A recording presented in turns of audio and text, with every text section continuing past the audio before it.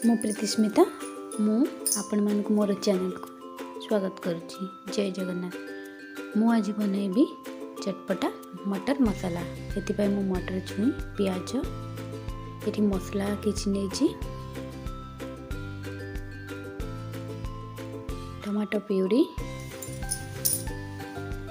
अदा रसुन पेस्ट ये गोटा मसला नहीं और रिफाइन तेल मुझे पैन गरम करी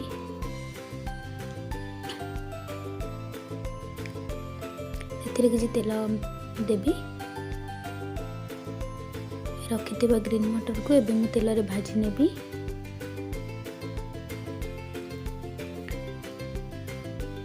ग्रीन मटर भाजी हो सारा पर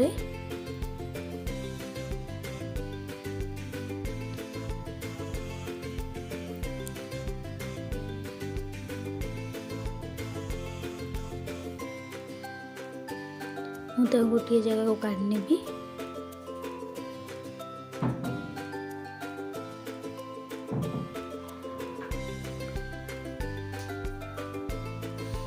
एबे मु पैन नेबी से किसी तेल रखि गोटा मसला को पकाइबी।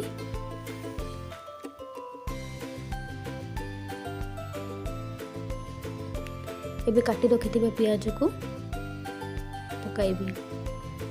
पियाज भलसे भाजी हो गला परे से अदा रसुन पेस्ट 2 चम्मच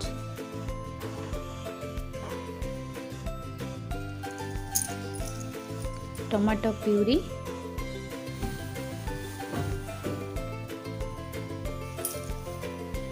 रखि मसला को मु गोटे जगह को काढ़ी नेबी। किसी पानी मिसाइबी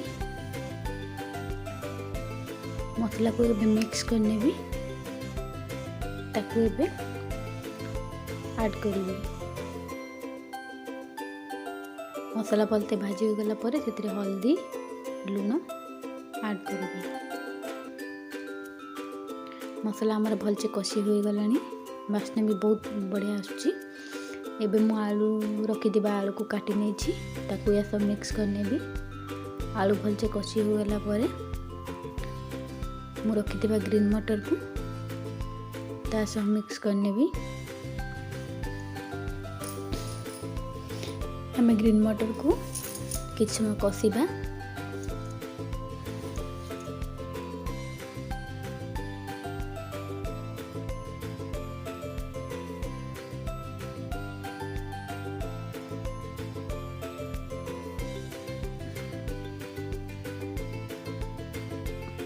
एबे हमें से किसी पानी ऐड करिबा।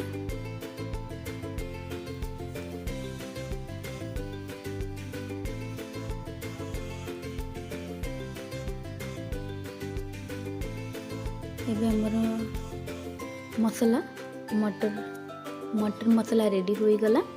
एबे मु तेरे किसी धनिया पत्र पकई नेबी।